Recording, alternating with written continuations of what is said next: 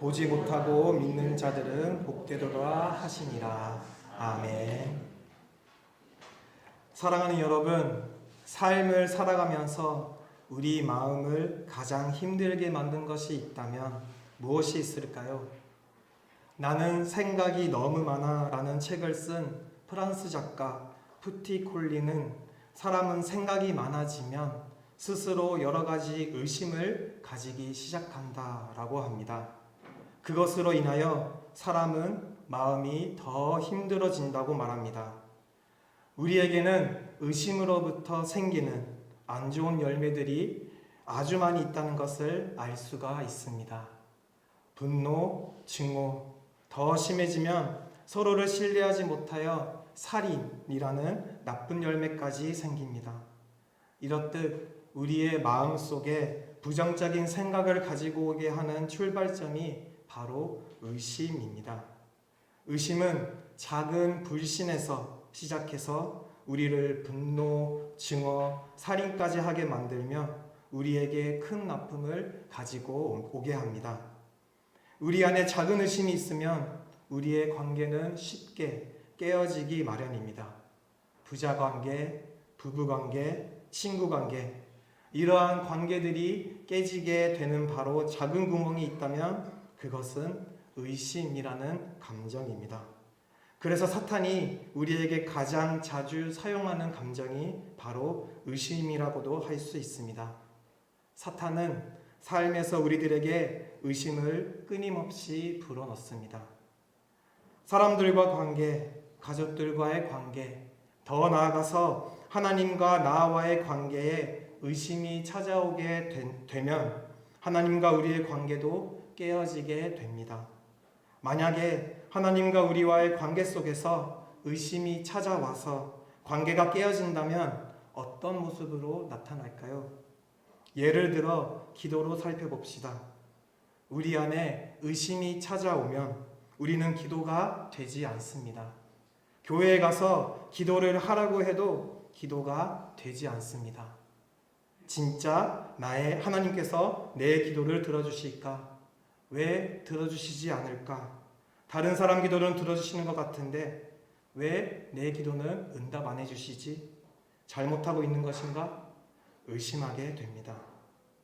예배 시간도 마찬가지입니다. 우리는 예배당에 가서 예배하는 자리에는 앉아 있지만 의심하는 마음이 우리를 방해하면 하나님의 말씀이 나의 귀에 들려오지 않습니다. 의심이 우리 안에 찾아오게 되면 나에게 하시는 하나님의 말씀이 들리지 않습니다. 우리 마음에 하나님의 말씀이 들어오지 않습니다. 어떻게 보면 의심이란 우리에게는 영적으로 안 좋은 바이러스와 같은 것입니다.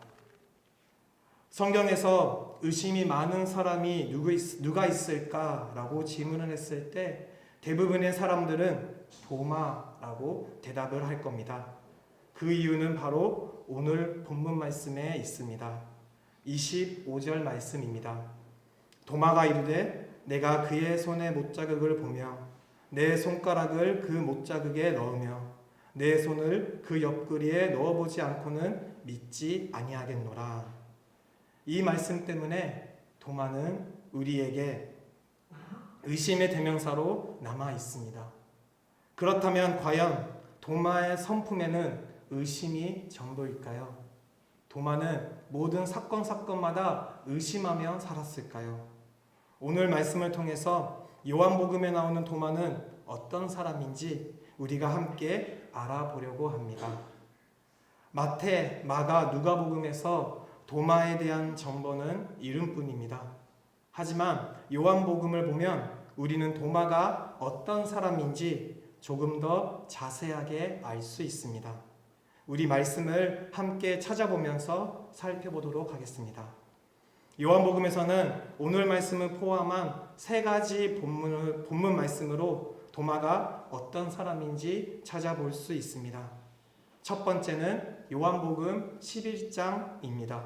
우리 11장 말씀을 찾아보겠습니다. 11장 말씀 주된 내용은 나사로를 살리시는 예수님의 말씀이 기록되어 있습니다. 11장 5절 말씀을 보면 예수께서 본래 마르다와 그 동생과 나사로를 사랑하시더니 라고 기록되어 있습니다. 예수님은 마르다와 동생 마리아 그리고 나사로를 사랑하십니다. 앞뒤에 연결된 말씀을 보면 예수께서 사랑하시던 나사로가 병들었고 결국 나사로가 죽었다라고 기록하고 있습니다. 여기서 예수님께서는 나사로가 죽은 이후 나사로에게로 가려고 합니다. 그때 제자들은 깜짝 놀랐습니다. 8절 말씀을 보면 랍비여 방금도 유대인들이 돌로 치려 하였는데 또 그리로 가시려 하나이까? 라고 말합니다. 제자들은 유대 사람들이 예수님을 돌로 치려고 하는 위험한 상황임에도 예수께서 나사로를 방문하시려 하시는 행동을 이해하지 못했습니다. 하지만 예수님께서는 잠든 나사로를 깨우러 가야 한다고 제자들에게 말합니다. 11절 말씀입니다. 우리 친구 나사로가 잠들었도다. 그러나 내가 깨우러 가노라. 나사로가 죽었다라는 사실을 알지 못한 제자들과 나사로에게 가려는 예수님의 대화가 계속되는 가운데 도마는 제자들에게 이렇게 말합니다. 우리 16절 말씀을 다 같이 함께 읽겠습니다. 디드모라고도 하는 도마가 다른 제자들에게 말하되 우리도 주와 함께 죽으러 가자 하니라. 아멘. 위험한 상황임에도 도마는 동료들에게 외칩니다. 여기서 우리는 도마가 어떤 상황에서도 용감하게 예수님을 따르는 제자임을 알 수가 있습니다. 11장에 나오는 말씀으로 예수님의 제자 도마는 용감한 사람이라는 것을 발견할 수 있습니다. 다음으로 요한복음 14장에서 도마를 만날 수 있습니다. 우리 14장 말씀을 함께 찾아보겠습니다. 14장 1절 말씀을 보면 너희는 마음에 근심하지 말라. 하나님을 믿으니 또 나를 믿으라 라고 예수님께서 말씀을 하십니다. 그리고 이어서 4절에 내가 어디로 가든지 그 길을 너희가 아느니라 라고 계속해서 예수님께서 말씀을 하십니다. 예수님께서 이 말씀을 하신 이유는 근심, 걱정하는 제자들의 마음을 예수님께서 친히 위로해 주시기 위해서입니다. 하지만 이제까지 예수님과 동행했던 제자들은 예수님께서 해주신 이 말씀에 아무 대답도 하지 못했습니다. 제자들은 예수님께서 하신 말씀의 뜻을 알 수가 없어서 그저 침묵을 해버린 것입니다. 그때 도마가 말합니다.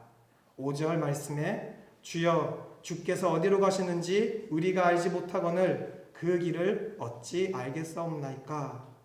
도마는 솔직하게 예수님께 대답합니다. 도마의 분명한 표현에 예수님께서는 14장 6절에 정확히 대답하십니다. 우리가 잘 알고 있는 말씀이죠.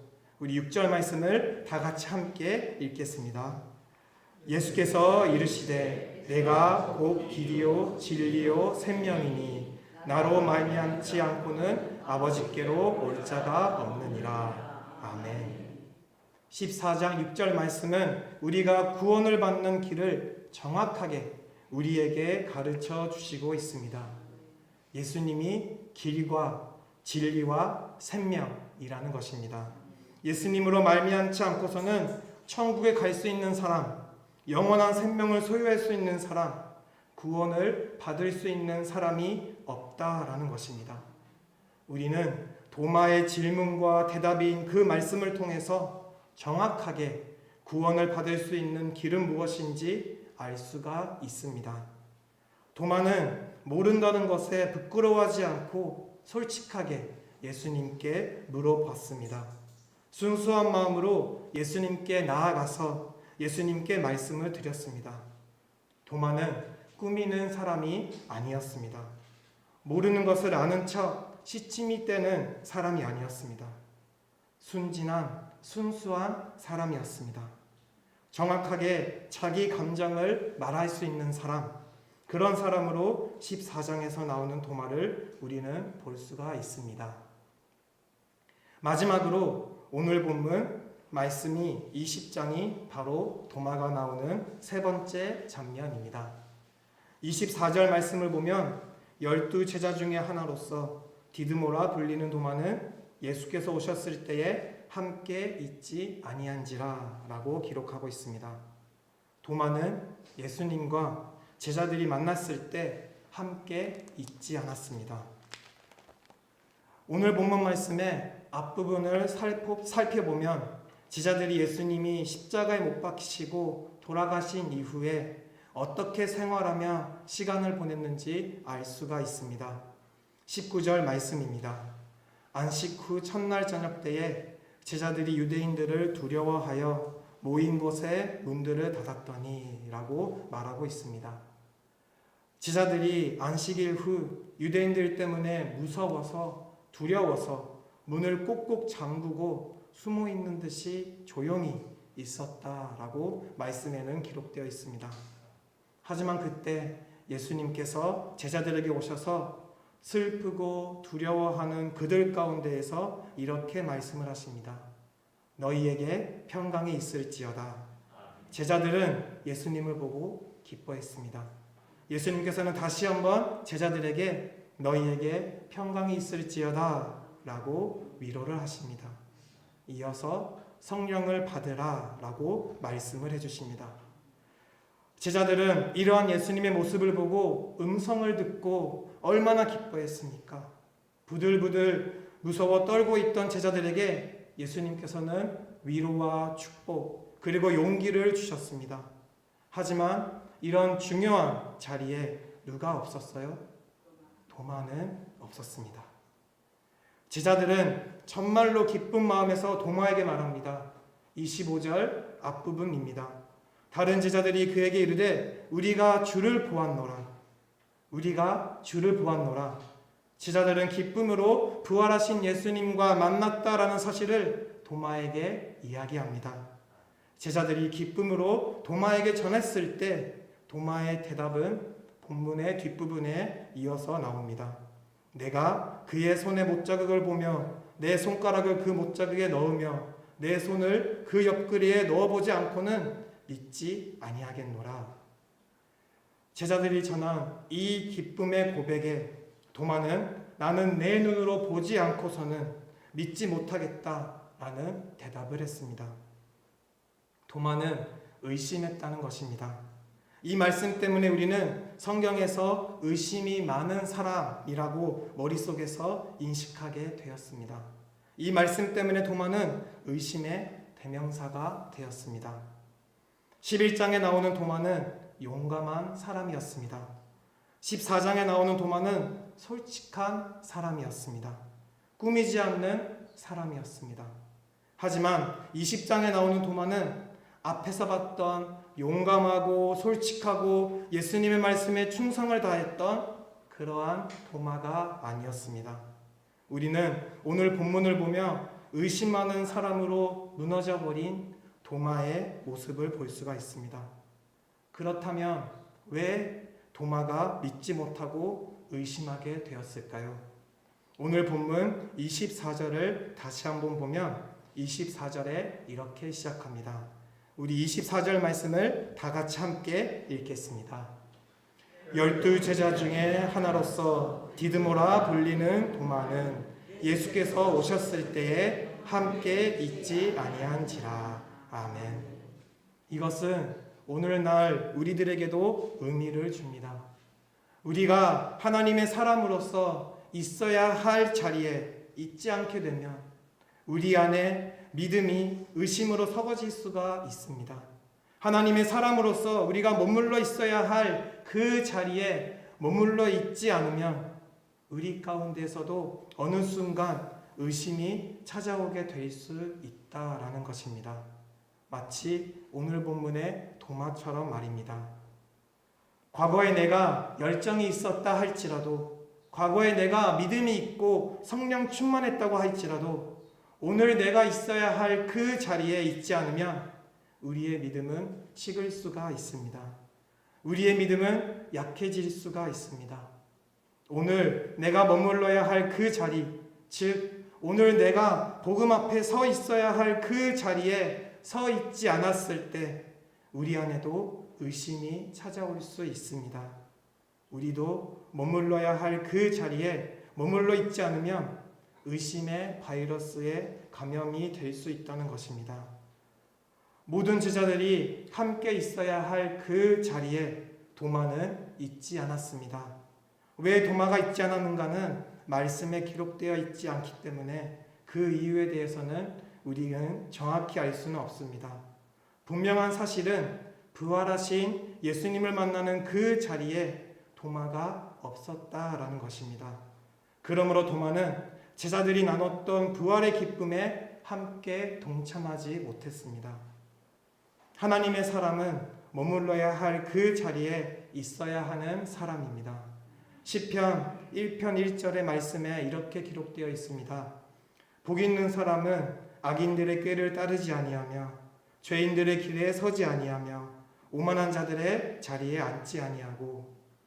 하나님께서는 하나님의 은혜와 하나님의 축복을 받기 위해서는 우리가 있어야 할 그 자리, 하나님의 복음 앞에 있어야 한다라고 말씀을 합니다. 오늘 우리의 생활도 다시 한번 돌이켜 보았으면 좋겠습니다. 우리가 서 있어야 할 그 자리에 서 있는가? 머물러야 할 그 자리에 머물러 있는가? 나는 시편 1편에 나오는 말씀처럼 시냇가에 심겨지는 나무처럼 머물러야 할 그 자리에 머물러 있는지 돌아볼 수 있기를 바랍니다. 예수님께서는 그런 도마를 아셔서 사랑하셔서 그에게 다시 찾아오셨습니다. 예수님은 제자들에게 한 번 더 찾아오셨습니다. 전에 제자들 앞에 나왔던 것과 똑같이 제자들 가운데 서서 예수님께서 너희에게 평강이 있을지어다 라고 말씀을 하십니다. 그리고 의심으로 가득 찬 도마에게 너의 손가락을 이리 내밀어 내 손을 보고 너의 손을 내밀어 내 옆구리에 넣어보라 라고 말씀을 하십니다. 여기서 우리는 예수님께서 도마를 책망하시기보다 격려해 주시고 잃어버렸던 믿음을 다시 일으켜 세워주시는, 위로해 주시는 예수님의 모습을 볼 수가 있습니다. 도마는 자신의 본래 자리, 제자들과 함께 있는 그곳에서 자신에게 찾아오신 예수님을 만날 수 있었습니다. 있어야 할 자리에 있지 않고 의심이 가득 찬 도마였지만 예수님께서 이런 도마를 너무나도 사랑하십니다. 본문에서 도마는 있어야 할 자리에 있지 않아 예수님을 직접 만나지 못했습니다.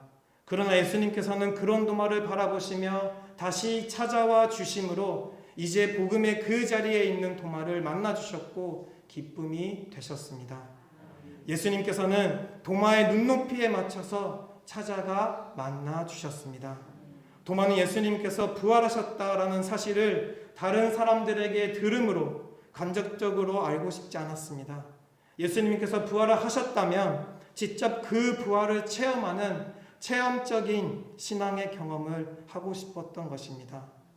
그런 도마에게 예수님께서는 도마의 눈높이를 맞춰서 직접 찾아와 주셨습니다. 예수님께서는 끝까지 도마에게 찾아가셔서 믿음을 세워 주셨습니다. 예수님께서는 의심으로 가득 찼던 도마에게 믿음 없는 자가 되지 말고 믿는 자가 되라 라고 말씀을 하십니다.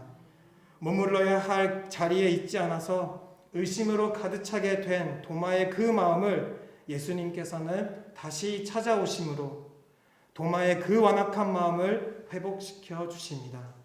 예수님께서는 의심이 많았던 도마를 일으켜 세우셨습니다. 의심이 많았던 도마는 믿음을 회복합니다. 그런 도마가 예수님 앞에서 신앙 고백을 합니다.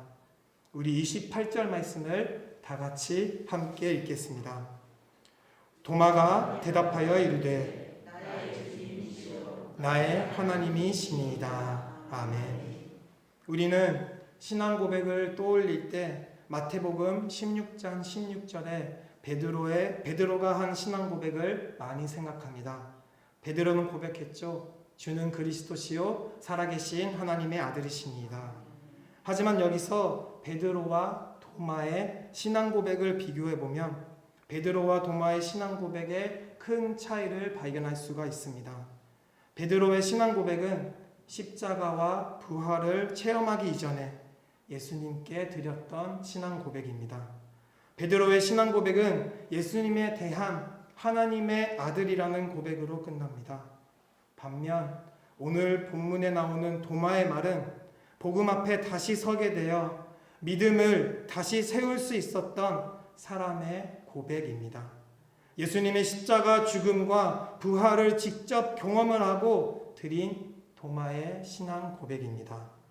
예수님의 부활과 관계되어 터져나온 고백으로서 예수님이 하나님의 아들이실 뿐만 아니라 사망 권세를 이기시고 부활하심으로 모든 믿는 자들에게 구원을 주시는 주님이심을 나타냅니다. 도마는 예수님에 대해서 간접적인 지식으로만 알고 있었지만 그분이 진정한 유일한 하나님의 아들이라는 사실을 실체적으로 체험하여 깨달았습니다. 도마의 모든 의심들은 다 사라지고 그는 이 고백을 드릴 수밖에 없었습니다. 나의 주님이시요 나의 하나님이시니이다. 사랑하는 여러분, 오늘도 우리와 함께 하시는 예수님께 도마와 같은 믿음의 고백을 하기를 간절히 원합니다. 하나님은 나의 주님이시고 나의 하나님이십니다. 우리도 살아가며 도마처럼 의심할 때가 있습니다. 우리가 있어야 할 자리에 있지 않을 때가 있습니다. 하지만 도마처럼 다시 우리의 자리로 돌아갑시다. 그렇게 의심을 했던 도마에게도 예수님께서는 끝까지 찾아와 주셨습니다. 놀라운 사랑을, 은혜를, 위로와 축복을 더해 주십니다. 어제도 오늘도 그리고 내일도 우리를 찾아와 주시고 우리와 함께 해주시는 예수님을 언제나 믿음으로 고백하는 저와 여러분이 되시길 소망합니다. 예수님을 나의 주인으로 고백하며 삶에서 언제나 예수님과 함께하는 저와 여러분이 되시길 바랍니다. 우리 모두가 내가 있어야 할 자리를 바로 알아 나를 끝까지 찾아오시는 예수님을 만나는 축복을 누리는 그곳에 서 있기를 주님의 이름으로 간절히 축원합니다. 기도하겠습니다.